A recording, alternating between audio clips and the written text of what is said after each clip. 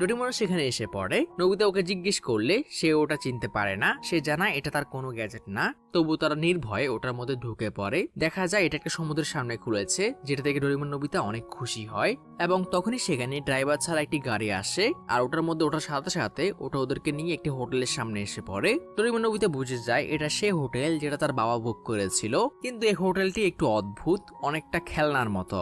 এবং যখন তারা এই বক্সের চাবি দরজায় লাগায় ওটা খুলে যায়, আর দেখা যায় কয়েকটা রোবট ওদেরকে ওয়েলকাম করার জন্য দাঁড়িয়ে আছে। এটা আপনার বাবা কালকে রাতে বুক দিয়েছিলেন, আপনাদের ব্রেকিং হোটেলে স্বাগতম। আর তারা ওদের রুম দেখাতে নিয়ে যায়। একটি রোবট জানায় আমাদের হোটেলটি এই বছর খুলেছে, তো হোটেল পুরো খালি, আপনারা যে রুম চান ওটা নিতে পারেন। আর তাদের সবচেয়ে ভালো রুমটা দেওয়া হয়। কিন্তু রোবটটি যাওয়ার আগে বলে আপনারা যে কোনো রুম ইউজ করতে পারেন, কিন্তু একদম গ্রাউন্ড ফ্লোরে যাবেন না। আর পরের সিনে দেখা যায় নোবিতা লিটারালি কোনো কাপড় ছাড়া হোটেলের সামনে সমুদ্রে দৌড় মারে, ব্লার করতে বয়ে জায়গা, এবং তারা সেখানে কিছুক্ষণ মজা করে।